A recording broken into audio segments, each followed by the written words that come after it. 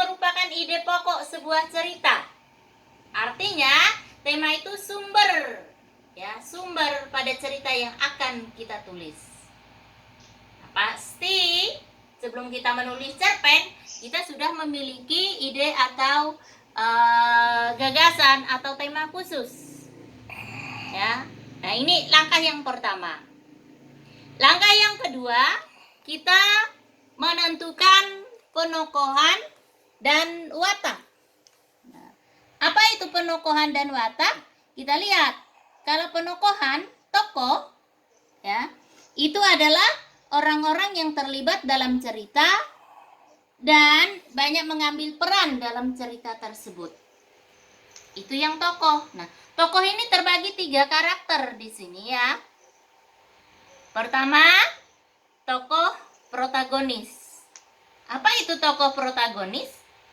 Tokoh utama yang pada cerita itu, tetapi dia tokoh yang baik.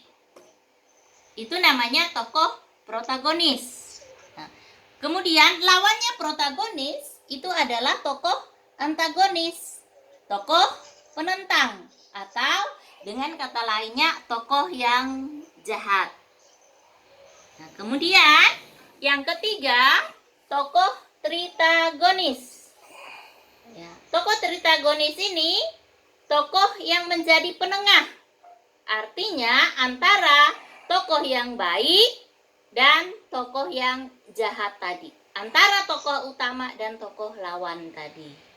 Ya, itu yang dinamakan tokoh tritagonis. Jadi sekali lagi Ibu ulang, tokoh dalam cerpen itu ada 3 karakter.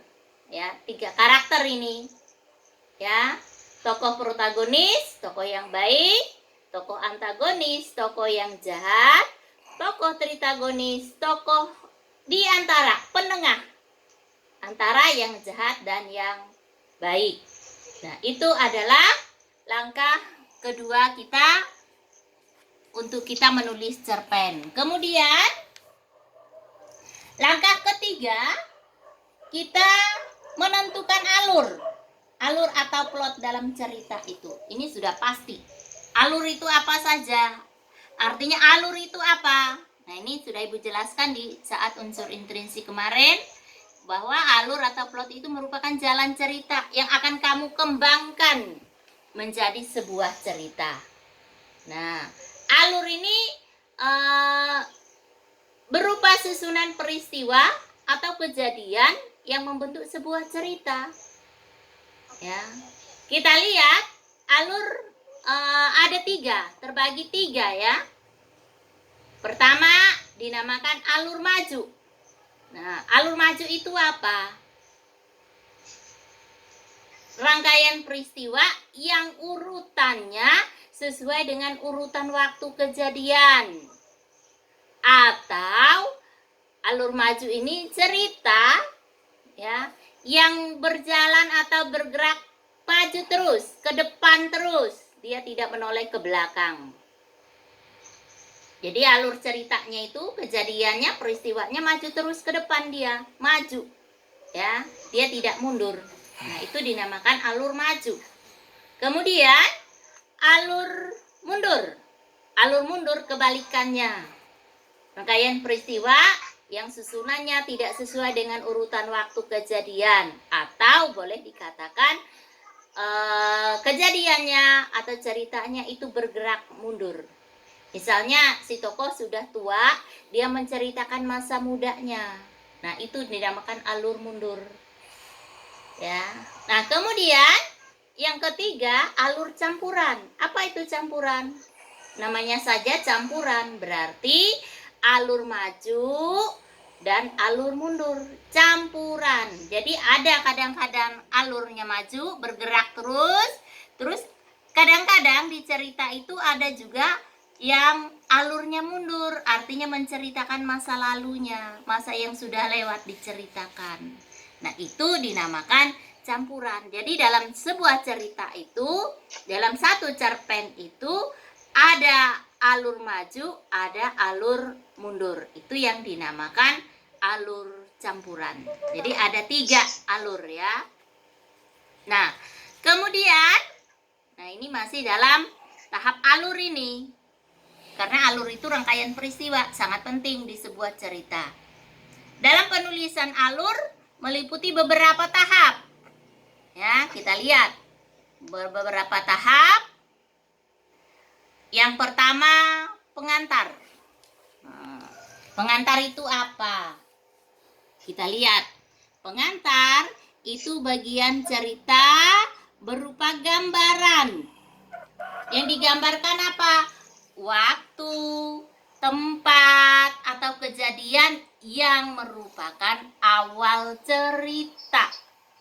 Jadi untuk mengawali sebuah cerita, ya, awal cerita menggambarkan bagaimana waktu, tempat, atau kejadian dalam cerita itu di awal itu digambarkan, diberitahu. Misalnya di sebuah desa, suasananya ada rumah, ada ibu, ada anaknya, ada ayahnya. Kemudian apa pekerjaan mereka itu di awal dilihat di situ. Oh, ini sebuah keluarga. Itu namanya pengantar dalam alur. Nah, setelah pengantar, yang kedua, ya, yang kedua yaitu penampilan masalah, ya, penampilan masalah. Kita lihat di sini, ya,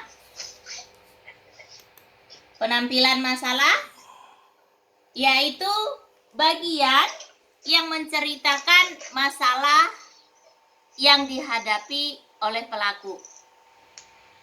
Jadi setelah pengantar tadi diceritakan bagaimana pelaku mulai menghadapi masalah. Ya, misalnya sudah tadi Ibu katakan ada gambaran sebuah keluarga, sebuah rumah tangga, terus diperkenalkan apa kebiasaan mereka sehari-hari, pekerjaannya. Nah, kemudian penampilan masalah, misalnya di situ si ayah mau bersiap-siap untuk bepergian melakukan pekerjaan. Nah, itu artinya masalah mulai ditampilkan. Si ayah siap-siap berangkat bekerja, mungkin berdagang atau pekerjaan yang jauh dari keluarga. Nah, itu kelihatan mulai masalahnya. Ya. Oh, di situ ayahnya meninggalkan ibu dan anaknya di rumah.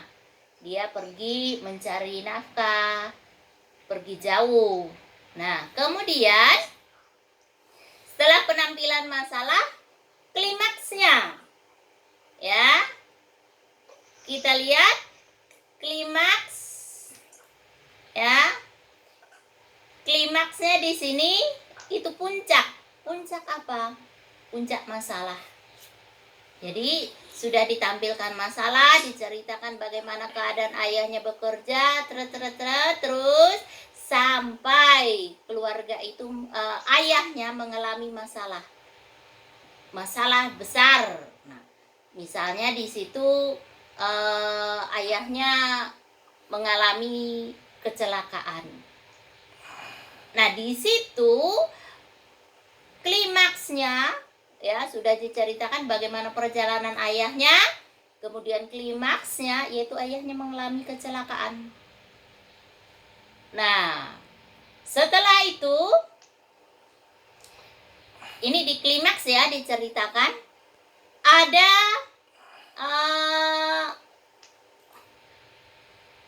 anti klimaks. Tahap alur berikutnya yang keempat, anti klimaks. Apa itu anti klimaks? Masalah telah berangsur-angsur dapat diatasi dan kekhawatiran mulai hilang. Artinya setelah mengalami kecelakaan, si ayah ini mulai ada masalahnya berkurang. Artinya di situ dia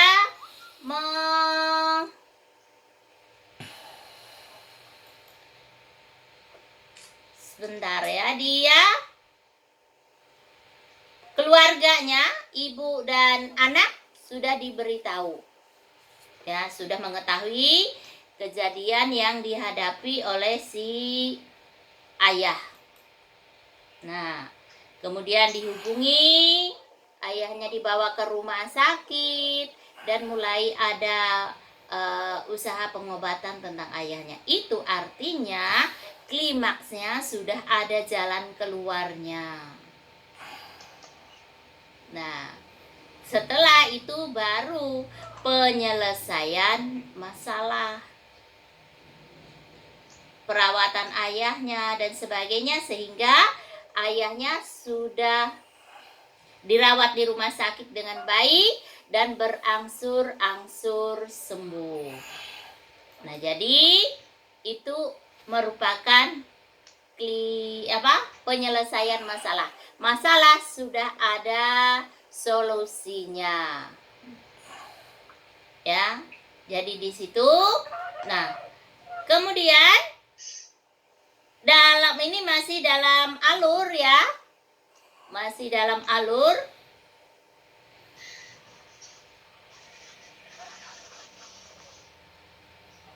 Masih dalam alur, kita lihat. Nah,